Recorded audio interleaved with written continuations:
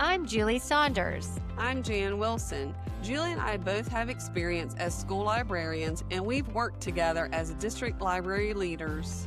In each episode, we'll dive into our profession with interviews and meaningful content to inspire you. We're not experts, But we're pretty close.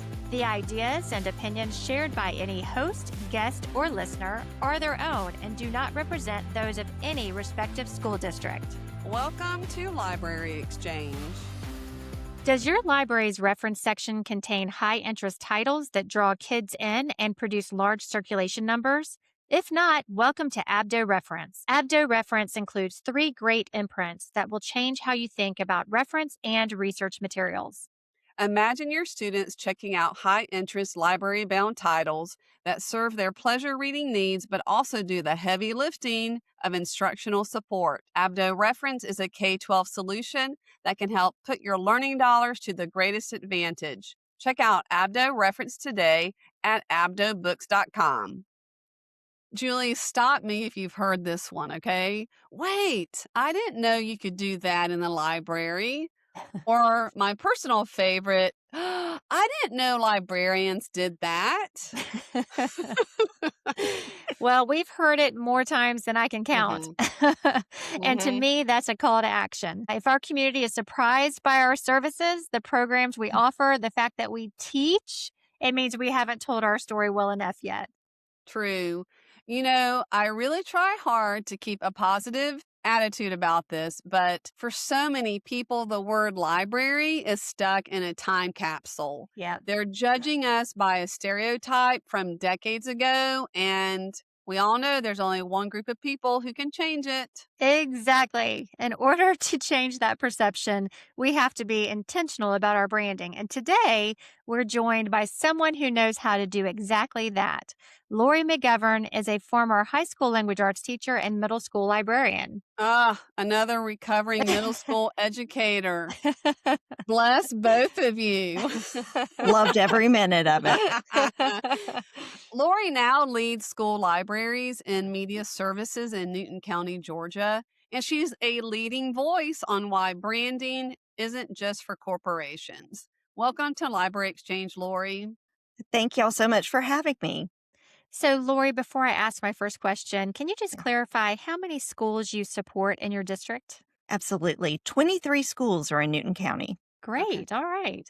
So let's get right to the topic about branding. So, Lori, you've presented on this topic at conferences. Yes. So let's start with this question. Why does a library even need a brand? I think a library needs a brand because people have no idea what we are doing.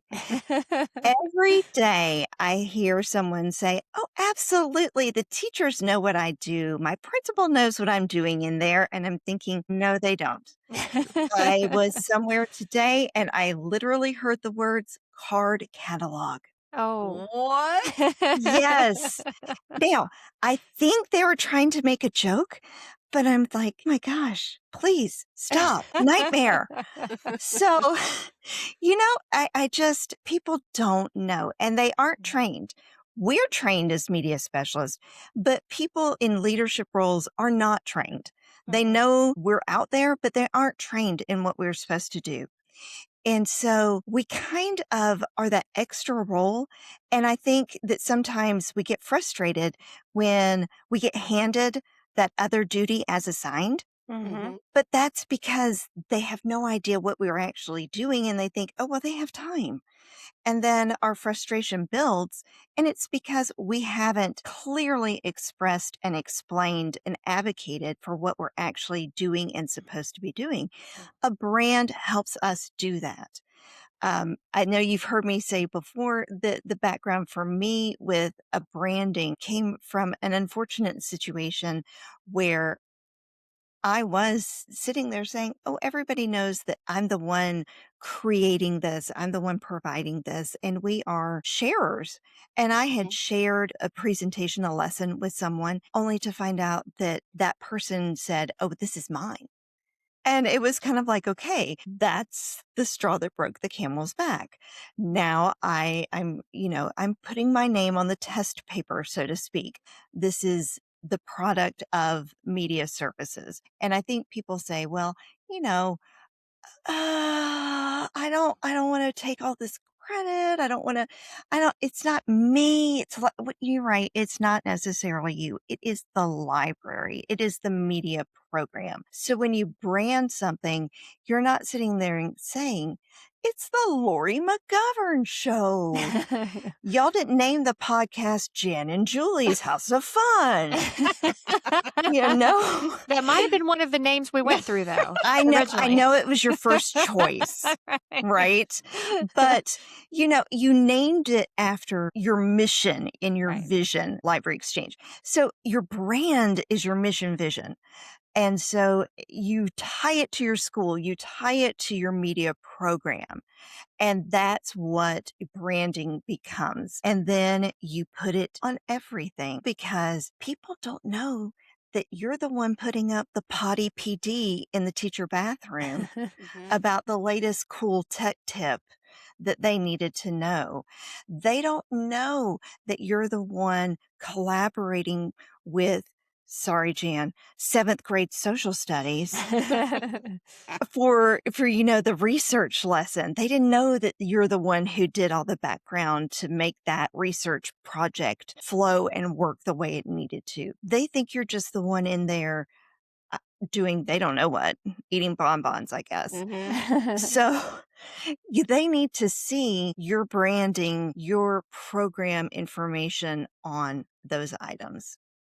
Lori, you need to do the Waffle House effect or explain it that you've said to me before for those people who haven't heard it. Because I asked you, where should we be putting our brand? Waffle House hash brown. You smother and cover. You put it everywhere. The first place I say is add it to your email signature. You add it onto any presentations, any flyers, anything you produce, because the first thing you're going to notice is somebody says, that came from you. Mm-hmm. I have a media specialist right now. She's making the school newsletter every week. I'm like, you're making it every week. Wow. It's a lot. And she says, yes, but I get to put anything I want in it. Right. And I'm like, okay. That's a way to look at the positive side. It's a way to look at the positive. So Mhm. there's a giant little section in there with her, but she has her logo, she has her little branding, and she's got her little section in there every week that talks about what she's doing with teachers and everything. So it's a good trade-off, I guess. But that's, you scatter, cover, and smother. You got to get it out there everywhere and be consistent with it. Yeah. So, Lori, this speaks to the fact that, as we've talked before, if we don't define who we are, other people will do it for us. And that's Yes. how we stay stuck in that time capsule mentioned earlier. But shifting the mindset with librarians can be a huge task for some of them. So where do you start with teaching librarians to create a local brand that feels authentic? How do you get them started? I think the easiest thing to do is the logo, simply because it's an image with very few words, because you could simply say your school name and media center, or your school name, media services, your letters or something. If your school is really focused on a mission or a vision, phrasing or wording, you can include that. But your school also has a mascot. So if that's really important to your school, that's an easy add-on as well. Your school colors, that's an easy place to start. So those are easy things to latch onto and give you something to start with. And then now, when I started this, oh my gosh, probably 10 years ago, we were in clip art world. Nowadays, you have Canva, you have Adobe, you've got all these different items and programs that you can go in and say, I want to make a logo. I want to create a brand kit. And it's like, well, let's go, and you can sit there and play with it. And it's got templates you can work with, and you can make it anything you want to. And you can put in your color codes, or you can say, can you give me some color combinations? And it just rocks it out for you. Tells you the font combinations you want to use that look nice together. I mean, it is a whole world out there that's just super easy.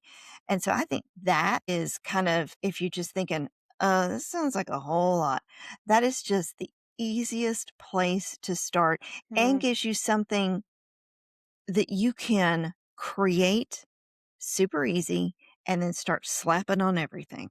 Mm-hmm. Yeah, you could put you mentioned your school mascot. You can ask one of those products to put that mascot, have Mhm. books in the mascot's hands, or Mhm. have that mascot in your space. I really think that that visual cue also just making that connection, it's more about it's less about staking your claim to what you've created. It's Right. more about changing that perception of the value of your role. And Right. so, connecting to your story that you shared earlier, that was probably less about you being upset that someone's using the things you create and more about this is what I own and this is what I can provide value Mhm. for, and that's what we're trying to speak for, that librarians Right. bring added value to that teaching and learning environment. And you want to stake your claim on that. Right. And it's a matter of pride too. Like Uh-huh. it's having pride in the quality of the program that you're offering. At some point, I think many of us have almost an imposter syndrome because we're singletons in our Uh-huh. buildings, sometimes even singletons in our county. And so we think, well, what I'm doing maybe isn't that great, or everyone's doing this. Well, I tell so many people, what you're doing is great. Mhm. What you're doing is fabulous. I haven't seen this everywhere. You need to take pride in what you're doing. You need to take ownership of what you're doing. Your program is amazing. Put a logo on it, stake your claim, and be willing to share it. Don't be embarrassed. It's amazing. Let's share it and let's put it out there. I really think, too, that that's part of that whole branding advocacy piece that people kind of have a hesitancy about. Mhm. So in addition to logo creating and having all these tools, what do you do with your librarians in your district to try to teach them about messaging? What types of examples do you give for that? We have tried a little bit of everything, and it's because one size doesn't fit everybody, Mhm. right? It's finding that thing that works for you. So we have tried different social media pieces. For some of my media specialists, social media is fantastic. They are all over it. Mhm. They know what kind of photo collaging they want to do. They have their hashtags. They know who they're going to tag every time. If you're going to do social media, obviously you need to know what your county policies are. And I always say it's great to know who and where your kids are, but also you need to know where the people are who sign your contract because that's often not the same place.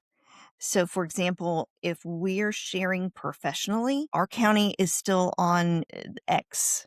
So that's where we need to share. If we're sharing professionally outside that world, that might be different. Mhm. But if we're trying to share in a place where we want our principals and above to see, that's where we need to be. Some people are on there and we talk about who you need to tag.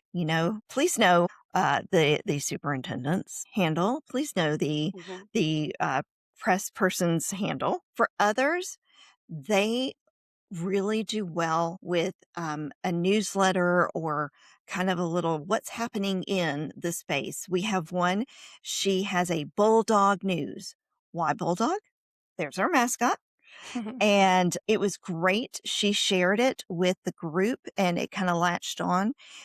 It's a one pager. It has like 3 different things on there. So nothing that's terribly overwhelming. It's a picture and a snippet. So it might be a contest. It might be circulation. Holy cow, we got new books and this is what happened. It might be lessons that we did. It might be we had a guest speaker come in. It just kind of depends on the month.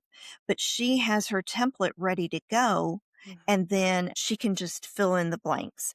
So for a lot of our people, that really works. Where does she send it?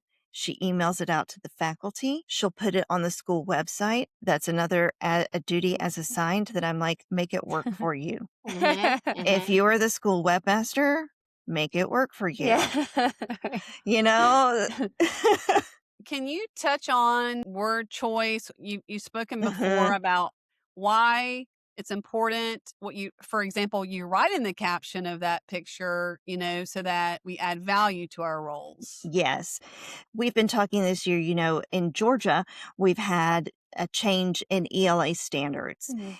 And so the wording of things that we're doing, and we've studied the standards a lot, and I've really had a principal last spring, come to one of my media specialists. Now, you talk about a crackerjack all-star media specialist, just out of this world. And he says, "What are you doing to impact student achievement?"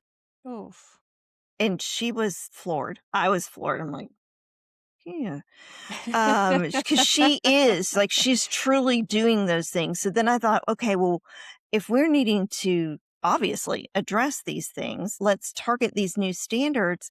And what I realized is when we're doing these lessons, we're oversimplifying what we're doing.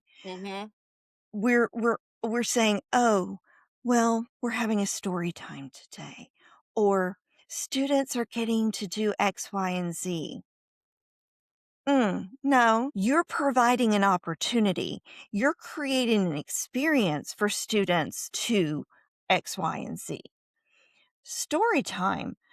I know darn well that one of my media specialists called something story time, but students were answering questions based on pictures. Well, in Georgia, multimodal texts are a huge thing right now. If you're answering questions based on pictures in a book, that's a multimodal text. I know she didn't use that terminology for her lesson plan. So it's all in how you word it. Are our principals, are the people who's signing our contracts going to take notice of story time, or are they going to take notice of questioning strategies and multimodal text? Right. Right. Yeah. So it's great because the librarians are doing the same types of lessons that they've always Mm-hmm. been doing. It's just tweaking their wording and how the messaging is. And that takes a little bit of coaching, but that little bit of effort and providing that valuable Yes. context, because Yes. the audience that's looking at social media, they don't always know what they're seeing. And what we always emphasize is really trying to break away from some of those traditional stereotypical pictures. We don't really want to have the librarian behind the circulation desk checking books out. No. We would No, no, rather no. have them in that reader advisory role where they're interacting with students or seeing students doing things that are engaging with quality learning experiences so that people can see that we have that instructional role. But again, a picture paints 1,000 words, but then that Yes. caption can really elevate Yes. that message to the next level with just a little bit of tweaking. Yes. It's just all in how you say it, and I keep telling them, I said, we're not trashing everything you've already always done. We're not reinventing any wheels. We're just doing small tweaks to meet the new normal, the new expectations. Well, and we'll probably have that librarian and others prepared when they're asked, because when I'm doing a read aloud, am I teaching sequencing today, or are we making Uh-huh. inferences? So Exactly. it prepares you mentally also to be able to explain what you're doing, because we did have a principal approach us, Julie, I don't know if you remember, and say, I just see my librarian reading aloud all the time. Right, Well, right, I promise you she was doing more than just reading Right. aloud, but that's what they see. That's what they Exactly. see. right. So, Lori, we've gone from the big picture of why your brand matters all Yes. the way down to the specific words we use.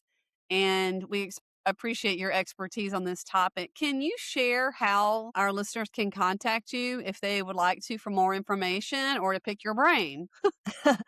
Absolutely. Well, they can find me on X at Lori_McGovern. And I'm sure somewhere in your notes, they'll see how to spell my name. Yes. I'm on Instagram, not very well, but I try, at Lori.McGovern.LMS, Library Media Specialist. And my email address is mcgovern.lori@newton.k12.edu.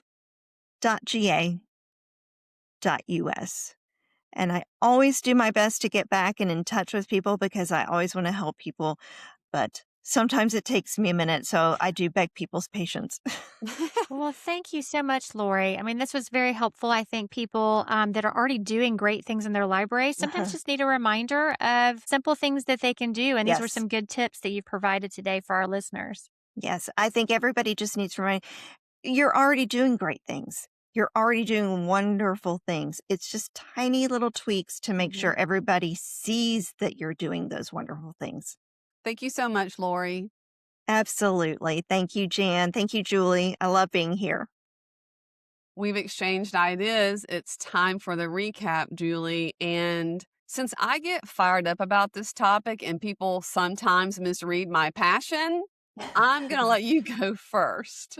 Okay. All right. Sounds good. So, branding is an important thing to consider using in your library, partly because it helps others understand what you should be doing and what a librarian should be doing. It's really helpful for those in roles in your building that are creating schedules and making decisions that might affect your library program as well. I didn't think about that piece. My takeaway after Lori's interview is we need to show the work instead of just the stuff. So I hope this episode inspires librarians to create a brand and then take that and make a plan. It's that important, even Mhm. though most people will say, I didn't go to school for marketing, I don't have a marketing degree. But let's do more than talk about it. Let's do something about it. Absolutely. So she really reminds us that you should put your brand on everything. And the library logo is a good place to start that advertises your library programming visually and it also aligns to your school's brand or colors. That's a good suggestion that she gave us. Hmm. One of the things that she mentioned too is sharing programming and library services that when you're doing that on social media, you should really be intentional. She mentioned having templates ready to go to be helpful, and understanding who to tag and who to mention is also helpful depending on the type of post. Right, because that wording is important. So this made me reflect back to 2011. So that's 15 years ago. Ooh, Okay. I was in my 15th year as a school librarian. So I was considered a veteran, but it was only my second year at a high school. I worked for a principal who shared the same mission and vision about the library space, so it was exciting to work with someone Mm, like that. So, mhm, also the beginning of the change in libraries, Julie, and social media. And so, along with a logo, we had huge banners printed, individual banners. Each one had a different word: evaluate, explore, create, share. We used students in the photos with permission. You couldn't miss seeing them when you walked into the library. And we chose those specific words from standards across all content areas. So mm, intentional. And that created a lot of questions from staff, which I excitedly answered. But at the same time, we took that same color scheme, went into an area of the library and painted it with the same words. And people mm. would say, oh, what's that? Oh, that's our instructional area where we teach. That's our designated teaching area. So all of that was part of that new brand that we were more than just keepers of books. Wow, great. What a great example. I love that. Another thing we have done in our department recently is tried to be more intentional about our social media posts by thinking in advance of an event. Normally, we're scrambling, to try to, Mhm. oh, we've got to post about this or post about that. And so we've been, as a team, getting together and determining which events coming up we want to highlight to make sure that our branding and our messaging is intentional. We go ahead and write a caption that we would assume is going to happen, try to capture pictures to convey that message, and then take the message and put it into Magic School AI because they have such a great generator for social media. And then we just tweak it, based on what Magic School AI comes up with, and then we're ready to Mhm. go to post. It's been a really eye-opening experience as a leader because now we can, as a team, we're able to discuss our philosophies and really when things align to the brand or not. So it's been a great team building activity as well to make sure we're intentional in our message. Yeah, so Julie, the important thing is you don't have to post that same day. You don't have to be Hmm. reactionary in your post. Just take pictures. See, I'm getting fired Hmm. up again. Sorry. Just take just take pictures and think about the message you're trying to share with your content. Are you highlighting your profession as a resource? Are you highlighting your instruction? Because the majority of content out there is event based or book focused, which doesn't tell our full story. So we may be telling our full story internally in our newsletter and if people go to our website, but I think the majority of librarians who have social media, we do take a picture of those new arrivals or our book display.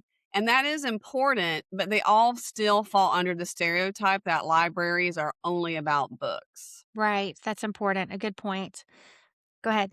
I have one more point. How about sharing those photos of the new book order and what your goal was for that order? Or if you Mm, have a display, what's your purpose of the display? So you could say, I'm encouraging students to check out books before a break or the weekend. Strong readers are strong learners. That's what we want people to hear. right. And I think it's important to realize that people out there already know that we handle books. We Mm-hmm. get books to kids. They already know that's part of the library role, but showing the reader advisor part of that role or other aspects of the book handling rather than the traditional viewpoints. I think that's what we've tried to convey as leaders that we want those instructional tasks and standards and strategies to be highlighted but also not just the book handling, what you're doing Mm-hmm. with the books, right? Yeah. So along with the brand, you could create a monthly award or however often you want to present it. So you could ask your principal for 3 minutes at a faculty meeting, telling him or her that you want to highlight collaborations or Mm. instructional wins that you had with a teacher. So Julie, I used an AI generator for a minute and some examples. You could give away the perfect blend award, that you collaborated with a teacher. Teachers have a lot of coffee mugs, so give them a gift card for coffee. Make it fun, but again, you're recognizing that instructional partnership. And then lastly, this is in honor of Lori, the Hash Brown Award. Okay. Yeah. Thanks for no, thanks for helping us smother and cover our students with resources this month. Aw, Um, cute. and I looked it up. You can buy 4 mini spatulas from Walmart for $4.09. Spray paint them gold What? and That's great. give away uh, give away a golden spatula because you have all of the teacher's attention at a faculty meeting because you're someone different speaking. So that's just another way to highlight that instructional role with your brand. You know what? I knew there was a reason you got the Georgia Media Specialist of the Year one year. All these creative ideas, it's amazing. I appreciate you sharing those, and I know our listeners will too. So, I just told you I used AI. I used AI, but I did give away a golden fly swatter, and I won't get into that. And there was a lot of competition for who was going to get a golden fly swatter. I'm not kidding. I'm not I kidding. believe you. I believe you. Teachers are competitive. So, branding is super important to help others see that the school librarian is an instructional role, as we've mentioned, Mhm. and that you are a valuable part of the school. And as Lori mentioned, it usually just takes some small tweaks in the communications that you are already doing to elevate your role to others. Yes. Have a great week, everyone. Make sure to visit our website at www.libraryexchangepodcast.com. You'll find episode notes and links. You can even submit your questions or inspiring stories that may be featured on the podcast. If you're looking for some swag for your library or book loving friends, visit libraryexchange.etsy.com. That's a lot of URLs, so I'm glad you had to say all of that, Julie. Thanks for joining us. We can't wait to have you back for our next episode of Library Exchange.